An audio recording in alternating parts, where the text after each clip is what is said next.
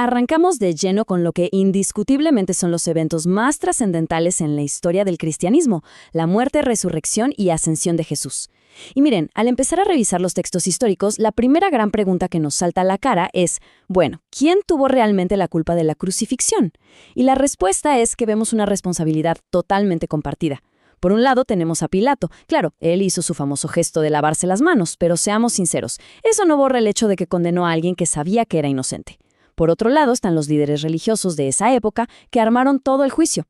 Sin embargo, la teología le da una vuelta de tuerca a esto y va muchísimo más profundo. Nos dice que, en el fondo, la causa real de este evento no fue una simple conspiración política, fueron, literalmente, las faltas de toda la humanidad. Y eso es exactamente lo que le da a toda esta historia su peso universal. Esa idea de responsabilidad colectiva queda súper clara en una reflexión bellísima de San Alfonso que reconoce justamente cómo cada acción humana está conectada de alguna forma con ese instante. Y fíjense que esto marca un antes y un después brutal, un verdadero punto de inflexión en la historia. Según las fuentes, a partir de este preciso momento, la idea del pueblo escogido da un giro total. Esa promesa de salvación que se venía preparando por 2000 años a través de Israel, de repente se abre, se expande al mundo entero. Los que decidieron seguir este mensaje se convirtieron en la semilla de lo que hoy conocemos como la Iglesia. O sea, un movimiento que empezó de forma súper local, terminó transformándose en un fenómeno global. Pero claro, todo este cambio monumental empezó de una manera bastante oscura y brutal, el camino hacia el Calvario. Los documentos que tenemos describen una procesión que debió ser absolutamente agotadora.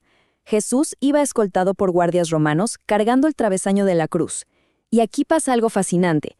Aparece un personaje llamado Simón de Cirene. Imagínense el contexto. La cruz era el símbolo máximo de deshonra. Nadie en su sano juicio quería siquiera tocarla.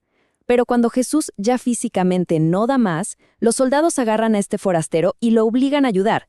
Es de locos pensar que un tipo cualquiera, que simplemente iba pasando por ahí, termina siendo una figura histórica clave.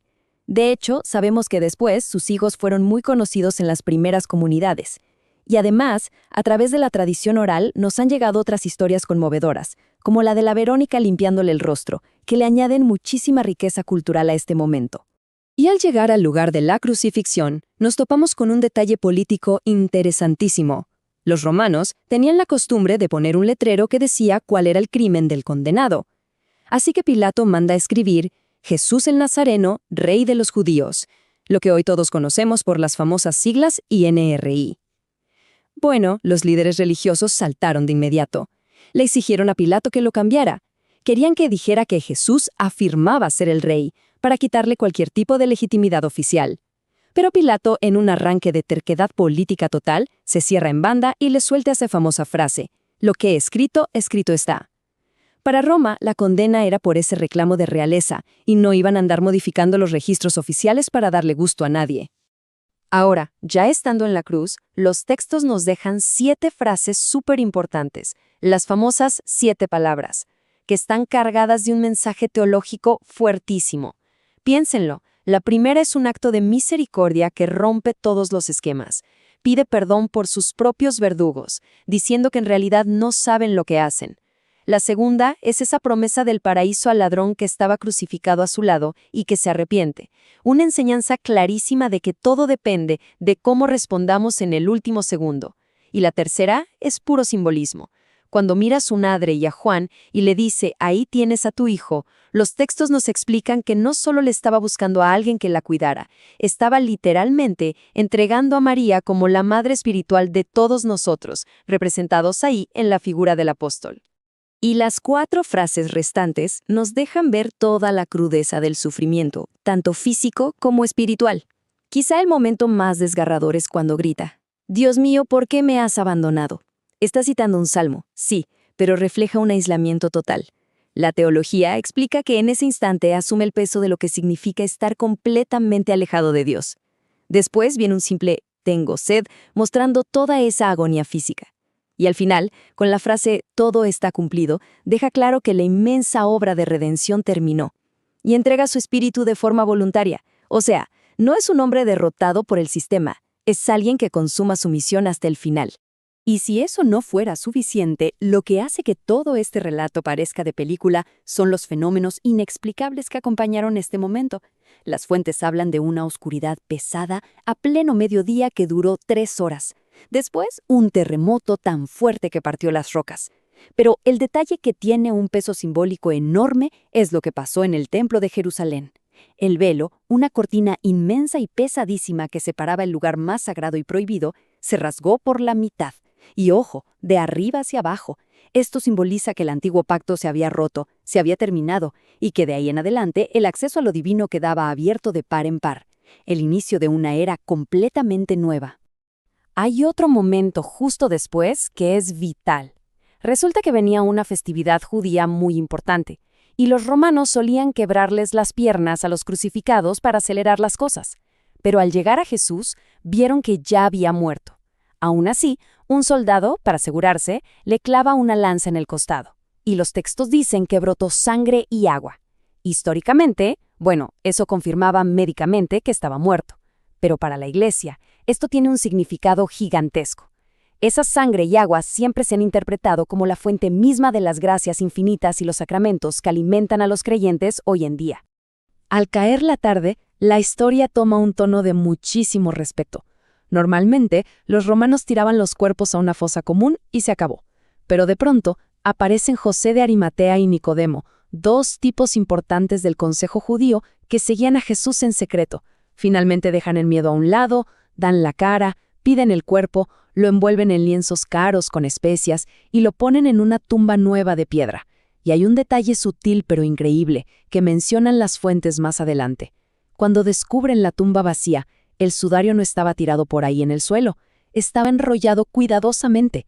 Eso te hace pensar, si hubiera sido un robo apresurado del cuerpo en medio de la noche, ¿quién se detiene a doblar la ropa? Seguro que alguna vez se han preguntado, y mientras el cuerpo estaba en la tumba esos días, ¿qué pasó teológicamente hablando? La tradición dice que descendió a los infiernos. Pero, a ver, aclaremos esto. No se refiere al lugar de fuego y castigo, sino a algo conocido como el seno de Abraham o el limbo de los padres. Básicamente se entendía como una especie de sala de espera para las almas buenas del pasado, gente que estaba esperando que se completara la redención para poder entrar al cielo. O sea, fue literalmente en una misión para abrir esas puertas que llevaban tanto tiempo cerradas. Y así llegamos al domingo en la madrugada. Los relatos nos cuentan que hay un segundo gran terremoto, haciendo eco al que hubo durante la muerte. Un ser luminoso desciende y mueve la enorme piedra que tapaba la entrada.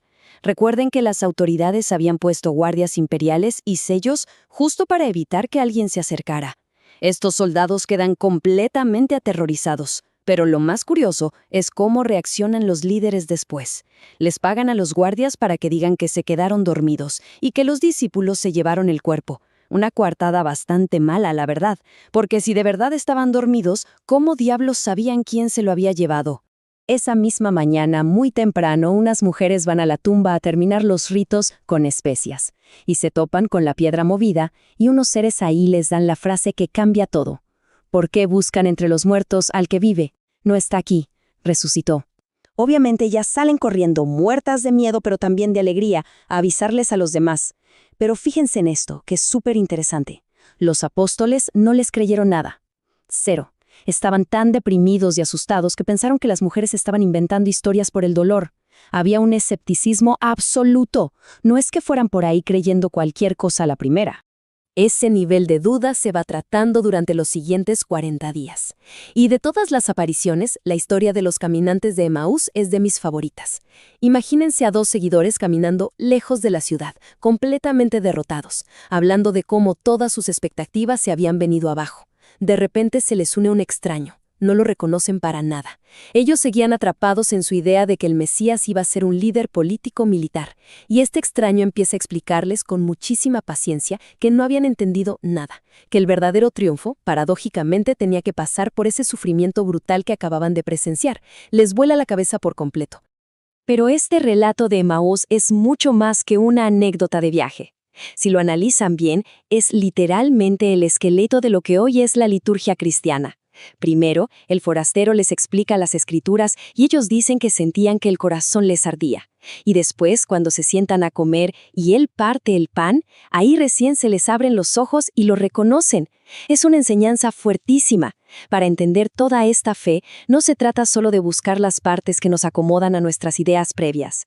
Tienes que abrirte tanto a escuchar el mensaje, la palabra, como a participar de esa comunión, de ese misterio en la mesa.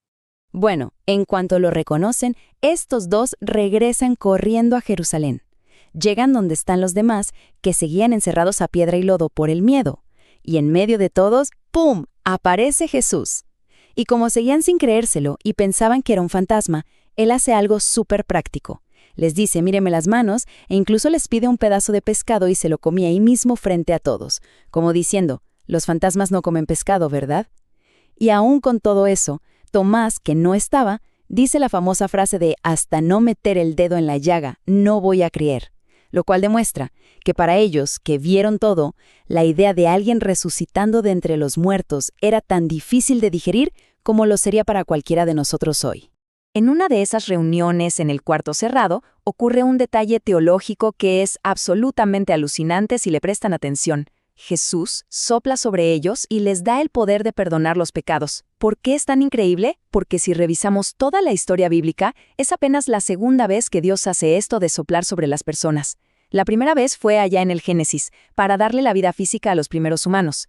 Esta segunda vez, el soplo es para darles una nueva vida espiritual a través del perdón. Es literalmente la inauguración del Tribunal de la Misericordia, un concepto que es el núcleo de lo que tiempo después se celebraría a nivel mundial como la Fiesta de la Divina Misericordia. Luego tenemos otra aparición con muchísimo simbolismo, esta vez junto al mar. Los apóstoles habían vuelto a lo suyo, a pescar.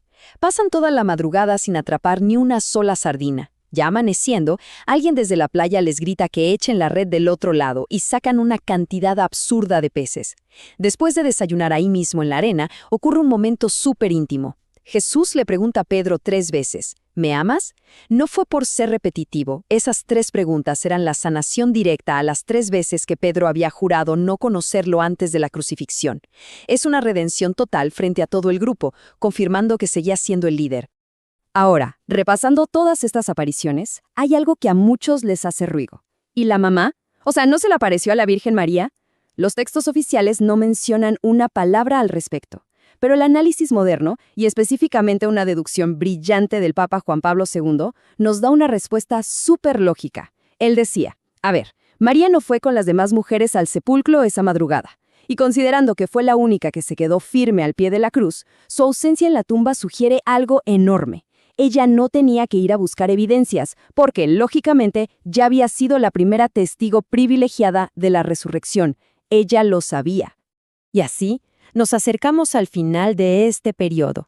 Después de 40 días de estas visitas, los cita en el Monte de los Olivos. Y ahí les pasa la estafeta. Es lo que conocemos como la Gran Comisión. Les dice, ahora les toca a ustedes. Vayan por todo el mundo, enseñen, bauticen a todas las naciones. Y les asegura que va a estar con ellos siempre. Y justo después de eso, ocurre la ascensión. Frente a sus ojos se eleva y una nube lo oculta. Es el cierre oficial de sus apariciones físicas de esa manera, y el inicio absoluto de la era de la Iglesia, del tiempo de sus seguidores. Traten de visualizar ese momento. Seguro que fue abrumador. Los relatos dicen que los discípulos se quedaron ahí parados, con la boca abierta, mirando al cielo, congelados de asombro. Y me imagino que también de cierta nostalgia. Tanto así que tienen que aparecerse 2 ángeles a romper el trance, diciéndoles, ¿qué hacen ahí mirando para arriba? Y les dejan una promesa que se volvió el motor del cristianismo. Ese mismo Jesús que acaban de ver subir va a regresar un día exactamente de la misma manera, pero ya no como alguien que viene a sufrir, sino en toda su gloria y de manera definitiva.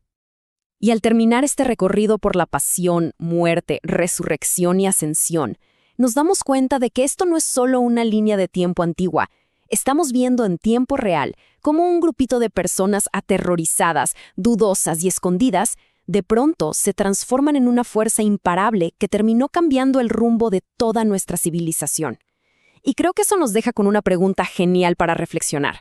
Si estamos viendo que estos relatos tuvieron el poder de transformar tan profundamente a esas personas, ¿cómo desafía esta historia nuestras propias creencias, nuestras dudas del día a día y nuestra manera de entender lo que verdaderamente significa la esperanza?